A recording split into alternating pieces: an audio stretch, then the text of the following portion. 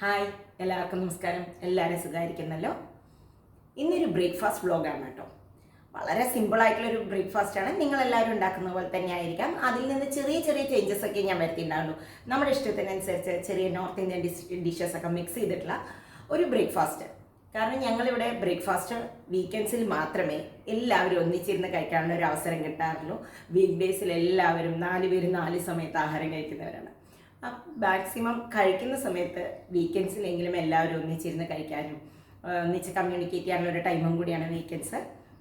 വളരെ പെട്ടെന്ന് 15-20 മിനിറ്റ് കൊണ്ട് ഒരു ബ്രേക്ക്ഫാസ്റ്റ് എങ്ങനെ തയ്യാറാക്കാമെന്ന് നമുക്ക് നോക്കാം. നല്ല ടേസ്റ്റിയാണ്. നിങ്ങളൊക്കെ ഒന്ന് കണ്ടു നോക്കൂ. നിങ്ങൾക്ക് എൻ്റെ ഈ വീഡിയോസൊക്കെ ഇഷ്ടപ്പെടുന്നുണ്ടെങ്കിൽ ഒന്ന് സബ്സ്ക്രൈബ് ചെയ്യുകയും കമൻറ്റ് ചെയ്യുകയൊക്കെ ചെയ്യൂ കേട്ടോ.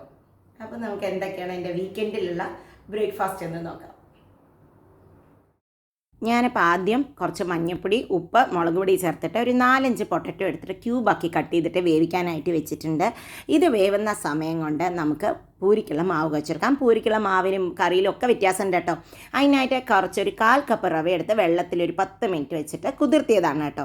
അപ്പോൾ റവയുടെ ഈ തരിതരിപ്പില്ലാതെ നല്ല ക്രിസ്പി ആയി കിട്ടും. ഇനി അതിലേക്ക് ഒരു 1.5 കപ്പോളം ഞാൻ നമ്മുടെ ഗോതമ്പ് മാവും കൂടി ചേർത്തി കൊടുത്തിട്ടുണ്ട്. ഇനി ആവശ്യത്തിന് ഉപ്പും കൂടിയിട്ട് നന്നായി ആദ്യത്തെ നമ്മുടെ റവയിലുള്ള വെള്ളത്തിനെയൊന്ന് ഞാൻ മിക്സ് ചെയ്തെടുക്കണം കേട്ടോ. ഇത് തമ്മിലൊന്ന് ബൈൻഡ് ചെയ്യാൻ വേണ്ടിയിട്ടാണ്. ഇങ്ങനെ ചെയ്യുമ്പോൾ റവയുടെ ക്രിസ്പിനെസ് കിട്ടും. കൂടാതെ ഒട്ടും തന്നെ നമ്മുടെ അധികം എണ്ണ കുടിക്കാത്ത പൂരി കിട്ടുകയും ചെയ്യും. ഇനി ആവശ്യത്തിന് വെള്ളം തളിച്ച് കൊടുത്തിട്ട് ഞാൻ കുഴച്ചെടുക്കണം കേട്ടോ. അധികം വെള്ളം ഒഴിച്ച് കുഴക്കരുത് പൂരിക്ക് ഒരിക്കലും. അപ്പോൾ എണ്ണ കുടിക്കും ഭയങ്കര സോഫ്റ്റ് ഡോ ആയിക്കഴിഞ്ഞാൽ ഇനി അതിലേക്ക് കുറച്ച് എണ്ണയും കൂടി ഒഴിച്ചിട്ട് ഞാൻ ജസ്റ്റ് ഒന്ന് അതിനെ സ്പ്രെഡ് ചെയ്ത് വെക്കുന്നേ ഉള്ളൂ. ഒരു 2 മിനിറ്റോളം ഇതവിടെ ഇരുന്നോട്ടെ. ഒരു 5 മിനിറ്റ് ഇതവിടെ ഇരിക്കുന്ന സമയം കൊണ്ട് നമുക്ക് കറിക്കുള്ള സാധനങ്ങളും കൂടി റെഡിയാക്കാം കേട്ടോ. കറിക്ക് ഞാൻ ആദ്യം ഒരു 2 ഒനിയനാണ് എടുക്കുന്നത്. ഇതിൽ വലിയ സംഭവം എന്നല്ല, സാധാരണ ബാജിമാരെയല്ല, ഇതൊരു ഡ്രൈ ആയിട്ടുള്ളൊരു സബ്ജി ആയിട്ടാണ് ഇതുണ്ടാക്കുന്നത് കേട്ടോ.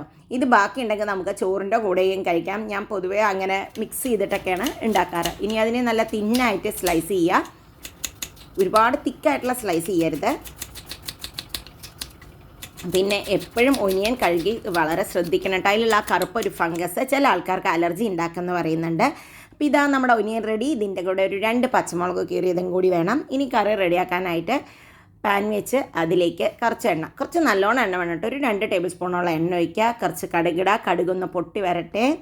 കടുക് പൊട്ടി വരുമ്പോൾ നമ്മൾ അരിഞ്ഞ് വെച്ചിട്ടുള്ള ഒനിയനും ഒരു 2-3 പച്ചമുളക് കീറിയതും കൂടിയിട്ട് ഇട്ട് കൊടുക്കുക. ചെറുതായിട്ടല്ല, നീളത്ത് കീറിയതാണ് ഇട്ട് കൊടുക്കുന്നത്. ഇനി അതിലേക്ക് കുറച്ച് കറിവേപ്പിൻ്റെലയും കൂടി ഇട്ട് കൊടുത്ത് നന്നായി ഇതിനെ സോട്ട് ചെയ്തെടുക്കുക. നല്ലവണ്ണം ഇത് എന്താ പറയുക, ഗോൾഡൻ കളർ ആവണം. ഗോൾഡൻ കളർ പച്ചമണം ഒന്ന് മാറുന്ന വരെ നന്നായി വഴറ്റുന്നതാണ് ഇതിൻ്റെ ടേസ്റ്റ് കേട്ടോ. ഈ കറിക്ക് കുറച്ച് ഉപ്പിട്ട് കൊടുത്താൽ പിന്നെ കുറച്ച് വേഗത്തിൽ നമുക്ക് ആവും. ഈ ഒനിയനൊക്കെ കുറച്ച് എണ്ണയിൽ സോട്ട് ചെയ്യുമ്പോഴാണ് ഈ കറിക്ക് ടേസ്റ്റ് ഉള്ളത്. അല്ലായിരുന്നാൽ ഇത് സോട്ടാവാനും കരിയാനുള്ള ചാൻസും കൂടുതലാണ്. ഇപ്പോൾ ഇതാ ഏകദേശമൊക്കെ സോട്ടായി വന്നിട്ടുണ്ട്. അതിലേക്ക് കുറച്ച് മഞ്ഞൾപ്പൊടിയും 1 ടീസ്പൂണോളം മുളക് പൊടി ഇട്ട് കൊടുക്കുന്നുണ്ട് കേട്ടോ. ഇതിൽ വേറെ മസാലകളൊന്നും തന്നെ ഇല്ല. ഇഞ്ചി വേണ്ട, വെളുത്തുള്ളി വേണ്ട. ഇതിങ്ങനെ കഴിക്കാൻ സൂപ്പറാട്ടോ. ഇനി ഇതിനെ ഒന്ന് ലോ ഫ്ലെയിമിൽ വെച്ച് ഒന്ന് ഇളക്കിയിട്ടുണ്ട്. ഇനി ആ വേവിച്ച് വെച്ചിട്ടുള്ള പൊട്ടറ്റോ ക്യൂബും കൂടി ഇട്ട് കൊടുക്കാം. ഇങ്ങനെ പൊട്ടറ്റോ ഉണ്ടാക്കി കഴിഞ്ഞാൽ ഇവിടെ എല്ലാവരും കഴിക്കും, ഭയങ്കര ഇഷ്ടമാണ്. ഇതിപ്പോൾ ബാക്കി ഉണ്ടെന്ന് വിചാരിക്കുക. ഈ പൊട്ടറ്റോ ബാക്കി ഉണ്ടെങ്കിൽ നിങ്ങൾക്ക് നമ്മളുടെ സാൻഡ്വിച്ചസിൽ ഉള്ളിൽ സ്റ്റഫിങ് ആയിട്ട് വെച്ചിട്ട് വേണമെങ്കിലും കുട്ടികൾക്ക് വൈകുന്നേരം കൊടുക്കാം. അതല്ല, ഇത് ബാക്കി നല്ലോണം വരികയാണെങ്കിൽ ഉച്ചയ്ക്ക് ചോറിൻ്റെ കൂടെ വേണമെങ്കിലും ഇത് കഴിക്കാം.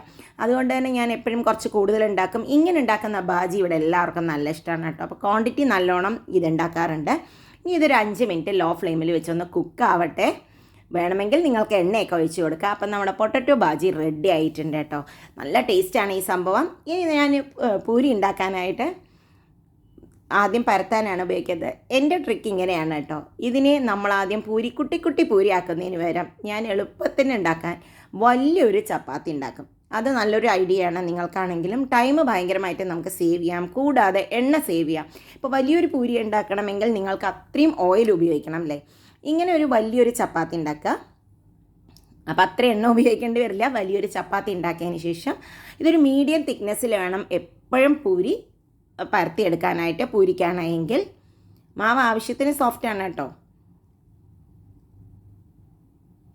ഇതാകുമ്പോൾ നിങ്ങൾക്ക് ഒരു സമയത്ത് തന്നെ കൂടുതൽ എണ്ണം ഉണ്ടാക്കിയെടുക്കാനും പറ്റും. അതുമാത്രമല്ല, അപ്പോൾ 2 പേര് ഒന്നിച്ച് കഴിക്കാനിരിക്കുകയാണെങ്കിൽ 2 പേർക്ക് അധികം ഗ്യാപ്പില്ലാതെ നമുക്ക് ഉണ്ടാക്കാം. ഇനി ഇതിനെ ഞാൻ 4 ഇതങ്ങനെ കട്ട് ചെയ്യുന്നുണ്ട്. ഇങ്ങനെ ആകുമ്പോൾ കണ്ടോ, നമുക്ക് ഒരു ചപ്പാത്തിയിൽ നിന്ന് 4 പൂരി നമുക്ക് കിട്ടും. അപ്പം നമ്മുടെ ടൈമും സേവ് ചെയ്യാം. ഇപ്പോൾ പെട്ടെന്ന് കുറേ ഗസ്റ്റ് ഉണ്ടെങ്കിൽ ഒരെണ്ണമായിട്ട് ഉണ്ടാക്കിയെടുക്കുമ്പോൾ നമുക്ക് ക്വാണ്ടിറ്റി കാണില്ല. ഇതാകുമ്പോൾ കാണും. അതേമാതിരി വറുക്കുമ്പോൾ നമ്മൾ ഒരു കിച്ചൺ ടിഷ്യൂ ഇട്ട് വയ്ക്കുന്നതാണ് നല്ലത്.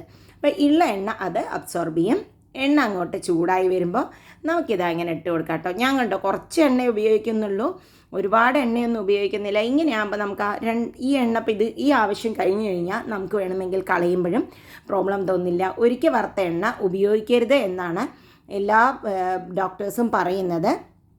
എണ്ണ ബൈ ചാൻസ് നിങ്ങൾ ഉപയോഗിക്കണമെങ്കിൽ തന്നെ അതിൻ്റെ അടിഭാഗം കളഞ്ഞിട്ട് വേണമെന്നും പറയുന്നത് കേൾക്കേണ്ട. ഞാൻ മാക്സിമം ഉപയോഗിക്കാതിരിക്കാൻ ശ്രമിക്കാറുണ്ട്. അപ്പോൾ ഇത് രണ്ടെന്താ അങ്ങനെ വറുത്തെടുത്ത് വന്നിട്ടുണ്ട്. ഇതേമാതിരി മറ്റുള്ളതും വറുത്തെടുക്കാം. അപ്പോൾ പെട്ടെന്നാവും. ഇനി ഇതിനൊരു കോമ്പിനേഷൻ സാധനം ഉണ്ട് കേട്ടോ. നോർത്തുകളുടെ ഒരു സാധനമാണ്. അധികം എരിവില്ലാത്ത പച്ചമുളക്, ഇങ്ങനെ ഒട്ടും എരിവില്ലാത്ത പച്ചമുളക് കിട്ടില്ലേ, അതിങ്ങനെ വാങ്ങിച്ച് നന്നായി കഴുകിയെടുത്തതിന് ശേഷം നമുക്കിതിനെ ഇങ്ങനെ നീളത്തിൽ അങ്ങോട്ട് ഒരു വരയിട്ട് കൊടുക്കുക കേട്ടോ. ഫുള്ള് 2 പീസാവരുത്, നീളത്തിലൊരു കട്ട് ചെയ്ത് കൊടുക്കുക അതിനെ. ഇത് നോർത്തുകളുടെ ഈ പാവ് ഭാജിയുടെ കൂടെ കിട്ടും. അതല്ലാതെ അവരുടെ കൂടെ പൂരിയുടെ കൂടെ പോയാലും ഒക്കെ കിട്ടുന്ന ഒരു കോമ്പിനേഷനാണ് ഇത്. ഇതിവിടെ എല്ലാവർക്കും നല്ല ഇഷ്ടമാണ് കേട്ടോ. നിങ്ങളും കഴിച്ച് നോക്കുക, ഇഷ്ടമാവും. ഇനി നമ്മുടെ ആ എണ്ണയിലേക്ക്, ചൂടായിട്ടുള്ള എണ്ണയിലേക്ക് ഇതിട്ട് കൊടുത്ത് നന്നായി ഒന്ന് വഴറ്റിയെടുക്കുക.